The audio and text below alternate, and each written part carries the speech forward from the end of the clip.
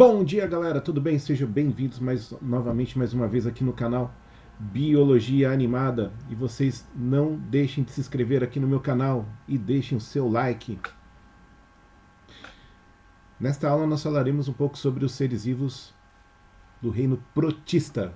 São os protozoários e não são os autótrofos. Dessa vez são os heterótrofos, ou seja, são protozoários, seres vivos microscópicos, geralmente são unicelulares, e aí eles realmente sempre vão depender de uma outra fonte de energia, e essa fonte de energia pode ser você que está aí assistindo.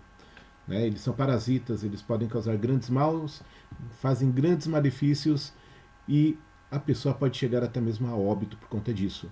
Né? Então vamos aprender um pouco mais sobre esse reino, que não deixa de ser um reino maravilhoso por conta da sua questão. Apesar de serem simples, existe aí a ótica complexa, né? Eles conseguem aí formar colônias, alguns deles, e alguns desses protozoários geraram até mesmo colônias que formaram as esponjas. Então eles estão aí totalmente inseridos na questão evolutiva.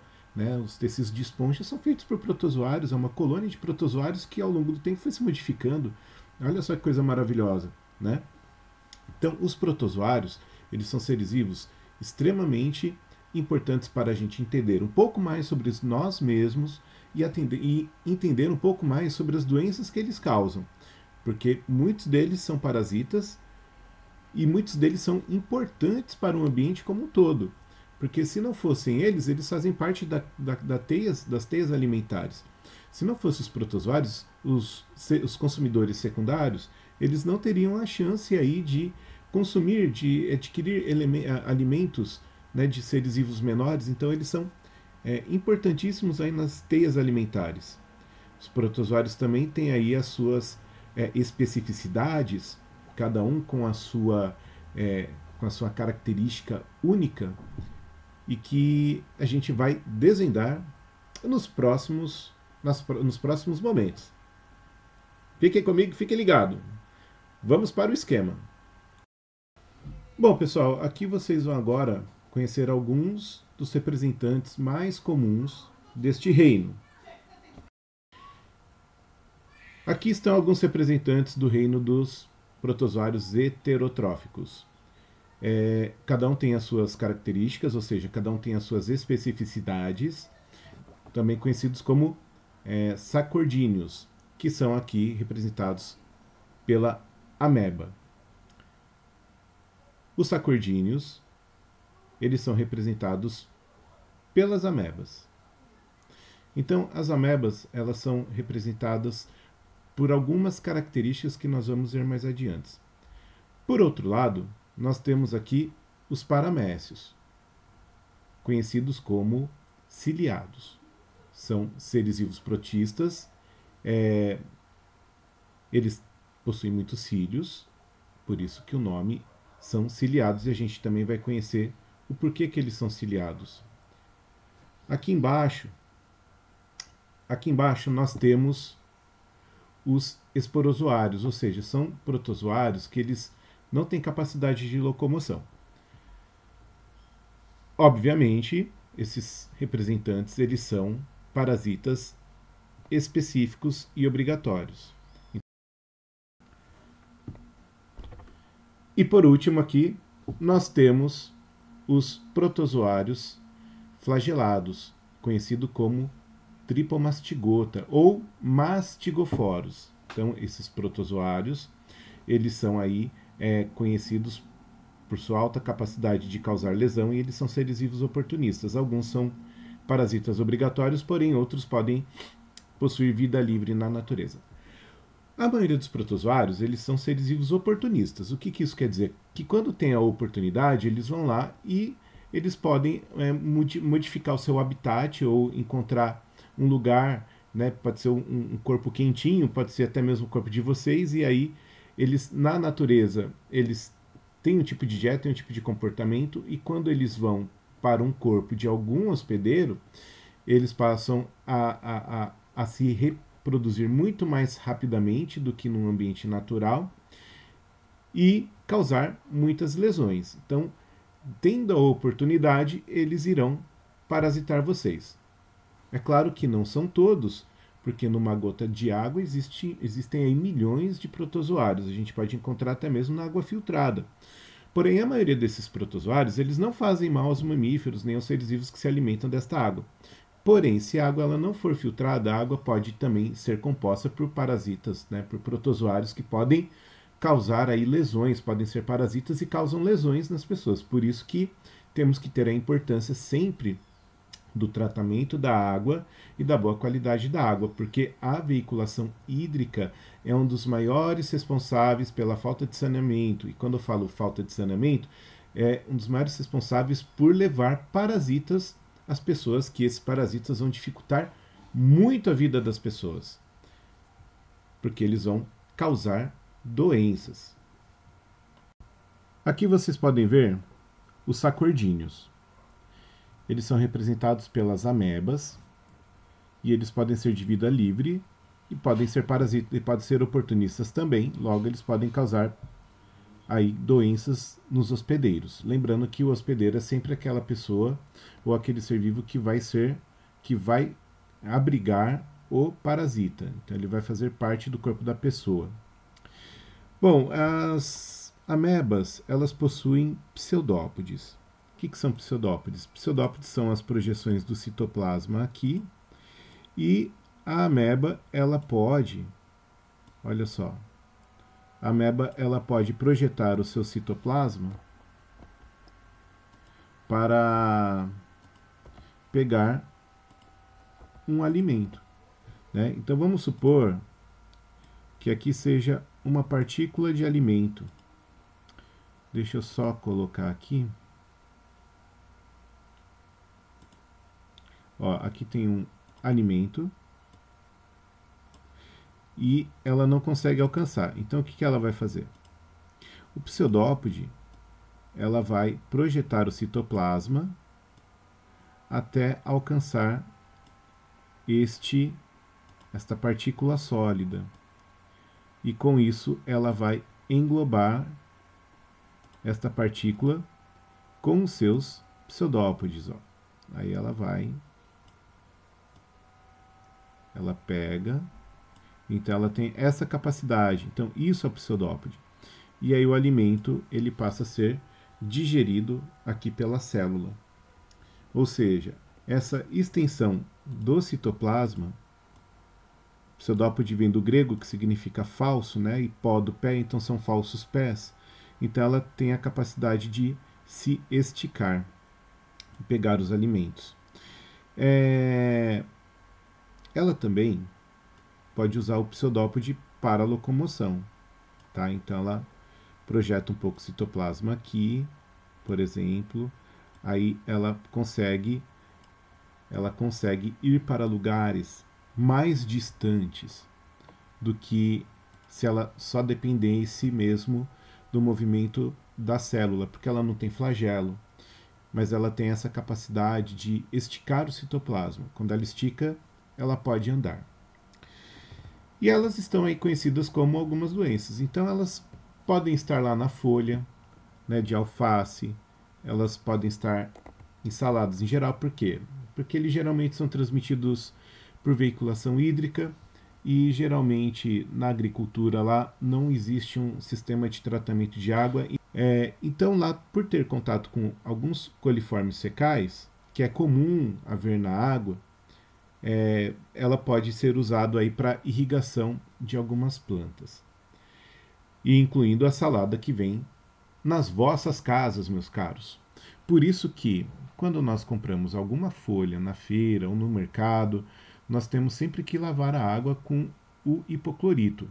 Alguns chamam como cândida ou água sanitária, de forma geral.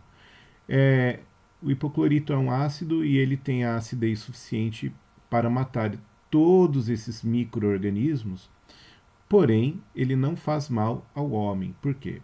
Porque o nosso estômago resiste a esse tipo de acidez, e quando nós lavamos a salada com o hipoclorito, o hipoclorito ele sai junto com a água.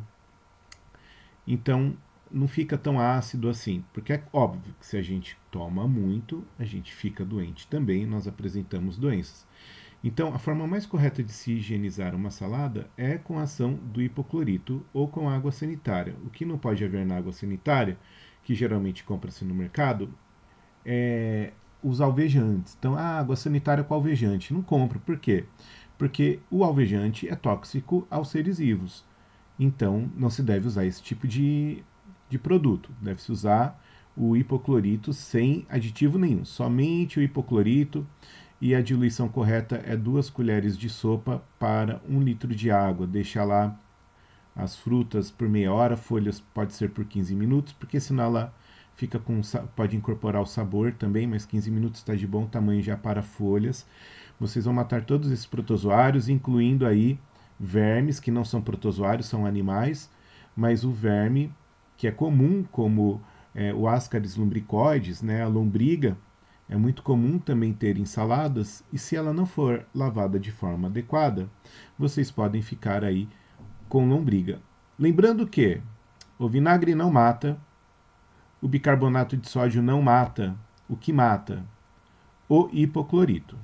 Né? Então a ameba ela vai causar amebíase, ou seja, ela vai causar o abscesso do fígado e aí ela vai entupir o fígado e o fígado vai aumentar o seu tamanho. Como representante nós temos a Entamoeba sp, né, que são várias espécies de amebas. Elas estão nas comidas, elas estão nas folhas.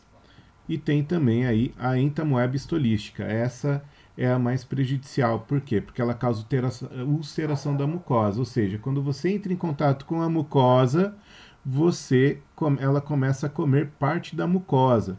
Então, por isso que ela é muito comum lá nos lagos da América do Norte. E quando as pessoas vão nadar em alguns lagos, eles podem se contaminar com a Entamoeba stolística. Mas, aqui no Brasil, vocês também podem se contaminar como? Quando você lava uma lente de contato e não higieniza com os produtos adequados. Ou os produtos estão vencidos. Ou, pior, né? Eu tô com preguiça e eu deixo a lente de contato lá na aguinha só e depois no outro dia eu coloco. Se tiver uma Entamoeba stolística lá, você vai ficar cego, ela vai comer toda a parte do seu olho e pode ir para o cérebro e você pode morrer por causa disso. Né? Tem gente que perde a bochecha, tem gente que perde o olho. Por quê? Porque tem contato com esse tipo de ser vivo. Então, mas a doença mais comum que ela causa é a disenteria, né? Ou conhecido como diarreia com sangue, sanguinolenta. Por isso que é importante sempre termos aí a questão da higiene e também assim, sempre comer de restaurantes em que vocês confiem. Por quê? Porque se não há um bom lavamento da salada, vocês se contaminam também com a Entamoeba stolística e aí vocês passam a apresentar desinteria, ou seja, é muito ruim. Por quê? Porque vocês também podem morrer por desidratação. Então, as fezes saem secas, as fezes saem moles, saem com sangue e é constante. Vocês não param, não conseguem parar a desinteria e não devem usar nenhum remédio para parar a desinteria. O que vocês têm que fazer? Tem que ir ao médico e sempre hidratar-se. Né? O médico vai dar lá provavelmente um antibiótico para matar esses protozoários e a partir daí eles morrem e você consegue superar esta doença. Aqui nós temos os protozoários ciliados. Eles são ciliados porque eles têm aqui os cílios. Tá? Os cílios são toda essa parte aqui que são projetados para fora aqui da membrana plasmática. Os ciliados eles possuem vacúolo contrátil e possuem um núcleo. Tá? O núcleo está aqui em roxinho, o vacúolo contrátil está aqui em verdinho. Bom, os ciliados eles são conhecidos mais como... Existem vários tipos de ciliados, mas os mais conhecidos são os paramécios. Eles são aquáticos e a maioria não faz mal aos mamíferos. Tá? Locomoção através dos cílios. Tá? Eles possuem cílios. Só que, assim, sua locomoção ela não é tão boa, não é tão eficiente quanto os protozoários que possuem um flagelo mais longo. né? O cílio ele permite uma locomoção, só que não é uma locomoção tão efetiva. Entretanto, o cílio ele permite uma maior adesão, ou seja, o cílio ele permite uma maior adesão aonde o paramécio está inserido, ou seja, ele se adere com mais facilidade do que os flagelados. Outro representante bem conhecido, né, são os flagelados, também conhecidos como mastigoforos, tá? Então eles são conhecidos também como os representantes como flagelados, mas também eles são conhecidos como mastigoforos. O que são os mastigoforos, né? Ou seja, eles possuem flagelos. Um dos grandes representantes aí é o Trypanosoma cruzi. O Trypanosoma cruzi, ele é um flagelado e que ele causa muita lesão ao homem, tá? Eles são parasitas intracelulares obrigatórios. Quem passa é o barbeiro, conhecido como Triatoma infestans, e a doença conhecida é como doença de Chagas. Vamos entender aí o ciclo da doença de Chagas. Então, aqui está o barbeiro, ele é conhecido como triatomínio, e como que acontece, né? O triatomínio, ele à noite, ele é um ser vivo hematófago e notívago, tá? Ou seja, ele tem comportamento à noite. Então ele vem, geralmente ele vai no rosto das pessoas, geralmente aqui perto do cílio, onde é a parte mais molinha e a parte mais vascularizada, e ele injeta sua probóscide lá na pessoa, tá? Então, ó, a pessoa está dormindo, ele vai lá e ele parasita a pessoa. Então ele está tomando sangue, e quando ele toma sangue, o que que acontece? O sangue ele tem muitas plaquetas, né? Então o sangue ele coagula com muita facilidade. Então o intestino do barbeiro também coagula. Aí o que que acontece? Então o sangue novo ele vem aí e ele ajuda o intestino do barbeiro a funcionar, e com isso ele defeca, né? Então, ao mesmo tempo que ele está se alimentando, ele está defecando. Aí o barbeiro chega, vai embora, e as fezes dele fica. E no rosto da pessoa fica a lesão, próximo às fezes. Então isso aqui é uma lesão, ó, causada pelo barbeiro. Quando ele vai lá e coça e passa as fezes, quando ele passa as fezes aqui, ó, próximo ao ferimento, porque coça muito, né?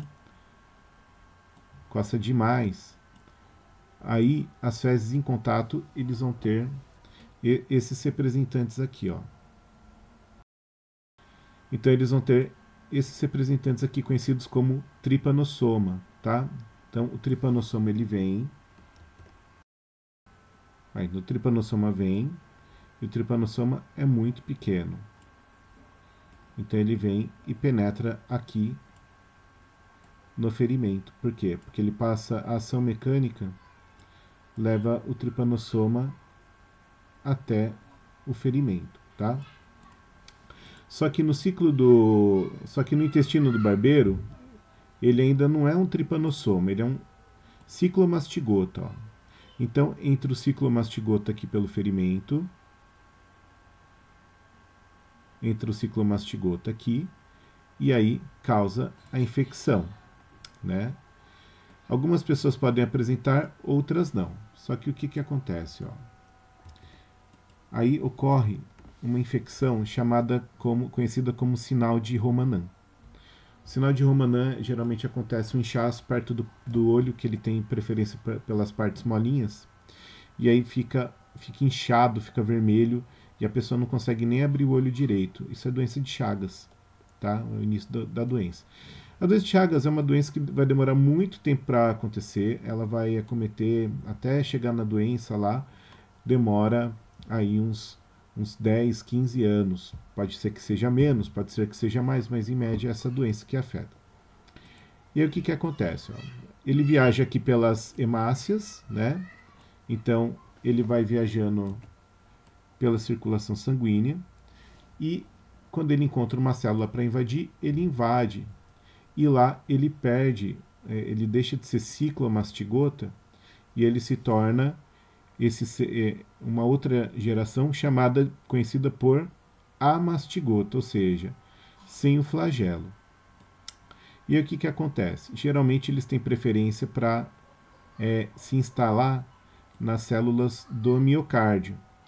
Então eles ficam instalados aqui nas células do miocárdio. Então ele fica aqui escondidinho, ó. Então ele vai ficando tudo aqui no miocárdio, ó. Tudo aqui em volta, ó. E o que vai acontecendo com o coração? Ele vai perdendo a capacidade de circulação, né? Ele perde a capacidade de circulação. E aí o coração, ele obrigatoriamente, ele incha. Então ele vai tendo um inchaço e, consequentemente, ele vai perdendo a capacidade de bater. Então ele não bate com tanta eficiência. Antigamente as pessoas morriam muito por conta de doenças de Chagas. Por quê? Porque o barbeiro adora lugar que tem frestas. Então, à noite, as frestas das paredes, ele se instalava lá, naquelas frestas, e principalmente quando a casa era de pau a pique, né, de barro, que faz muito buraco na parede, ele se escondia lá e à noite ele saía, picava os animais silvestres, se contaminava, aí ele ia, picava a pessoa, contaminava a pessoa, porque o barbeiro, ele é o hospedeiro intermediário, ele é o vetor, tá? O ciclo vai acabar sempre no mamífero.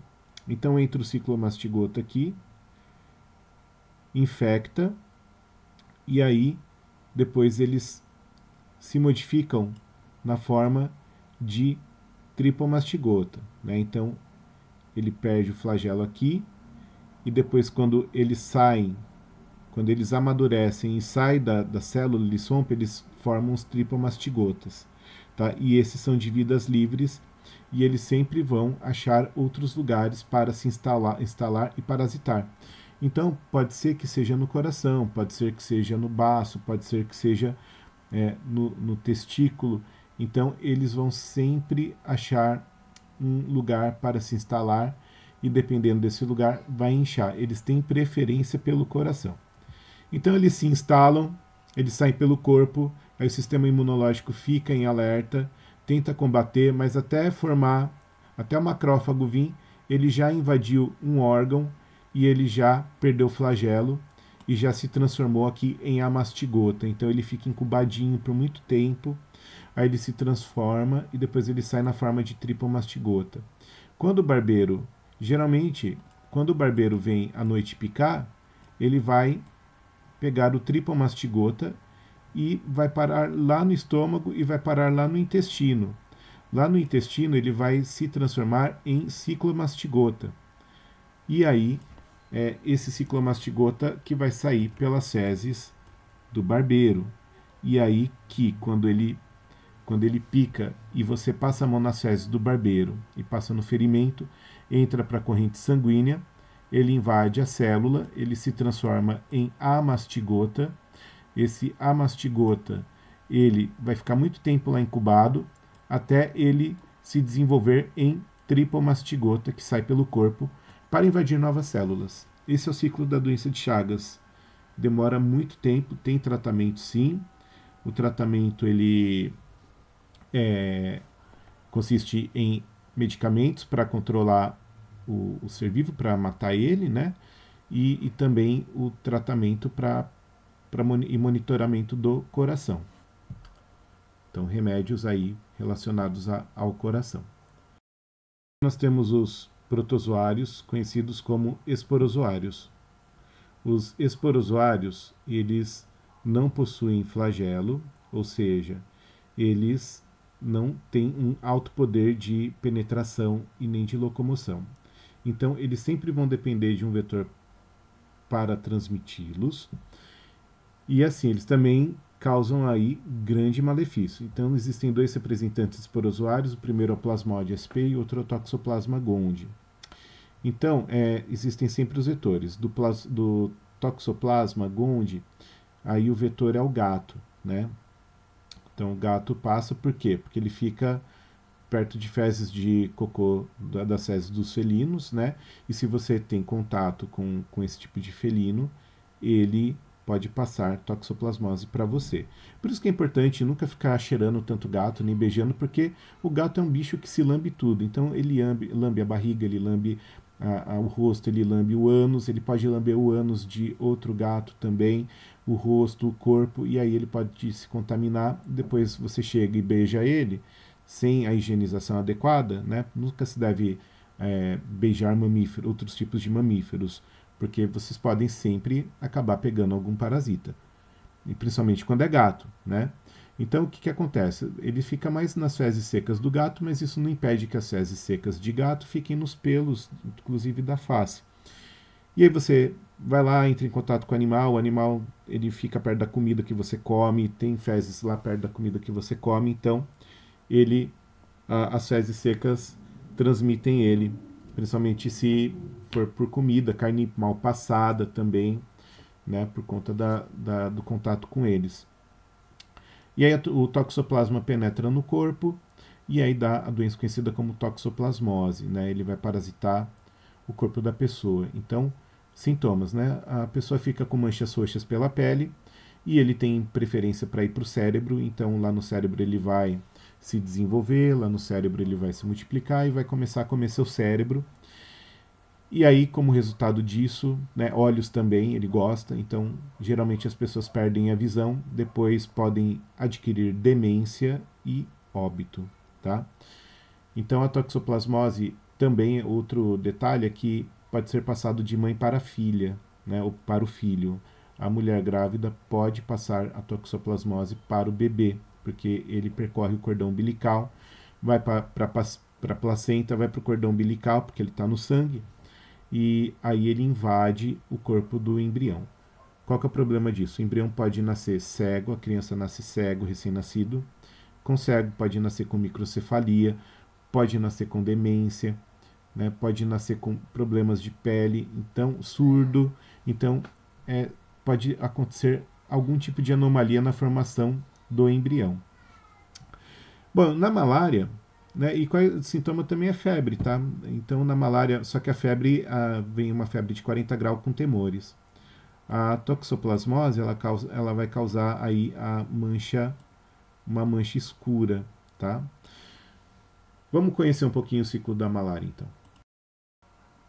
Eis o ciclo de vida da malária.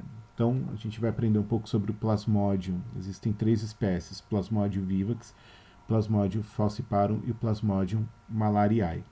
Todos esses plasmódios eles vão fazer grande mal ao ser humano. E tem uma variação desse plasmódio, que é o malariae, que ele faz ele causa aí grande mal, porque a pessoa pode chegar a óbito por conta dele, né? Ele pode causar hemorragia e tudo. Vamos entender o ciclo, ó. Então aqui eu tenho o vetor, que é o mosquito, tá? Vamos começar pelo mosquito. Então, o mosquito ele chega no mamífero contaminado e suga o sangue. No que ele suga o sangue, ele vai sugar as hemácias também, incluindo as hemácias que têm os gametas, tá? Lá dentro do mosquito, os gametas vão se juntar. O gameta azul é o gameta masculino, o que está em rosinha aqui é o gameta feminino. Então, lá no estômago deste bichinho, né, do Culex, do Anopheles, mosquito Anopheles, eles vão se juntar e vão formar os gametas. No que eles formam os gametas, eles vêm aqui e formam os ocinetos, ó.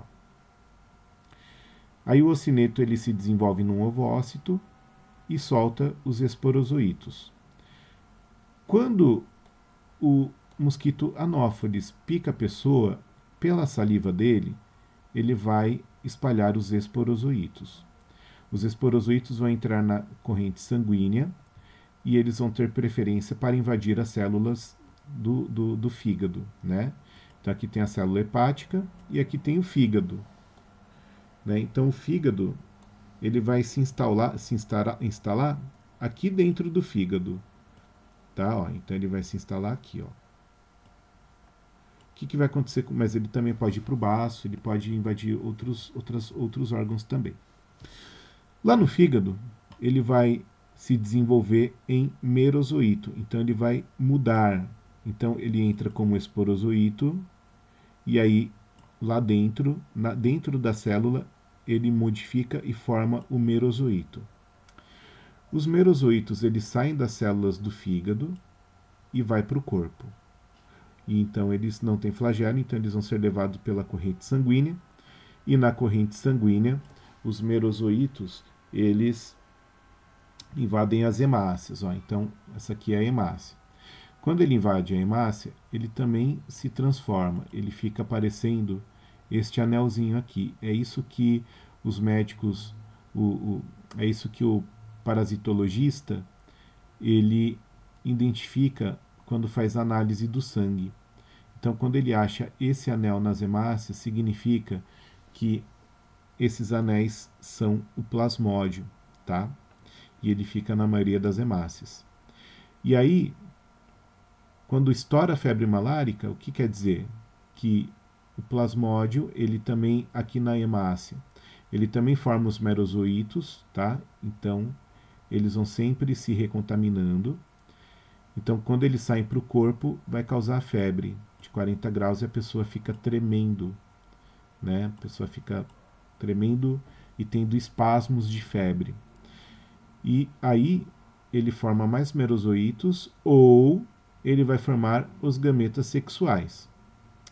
Formando os gametas sexuais, ele vai se diferenciar em gameta fêmea e em gameta macho. Então, na hora dos gametas tem a diferenciação. E aí, quando vem o mosquito Anopheles novamente, ele contamina e lá dentro vai formar o ocineto, o ovócito, os esporozoítos, que vai invadir a célula hepática quando o mosquito contaminado vai lá e vai sugar seu sangue. Pela saliva, ele transmite os esporozoítos, que vai ter preferência para invadir células do fígado e assim o ciclo ele será até a erradicação da doença. Como eu erradico? Saneamento básico, combate ao vetor, que é a malária. Tá? E chegamos ao fim de mais uma videoaula. Espero que vocês tenham gostado aí de conhecer um pouco o reino protista. Espero que seja favorável para vocês esse reino. É muito importante conhecer, porque ele é muito cobrado também no vestibulares aí de várias faculdades, diversas faculdades, incluindo o Enem.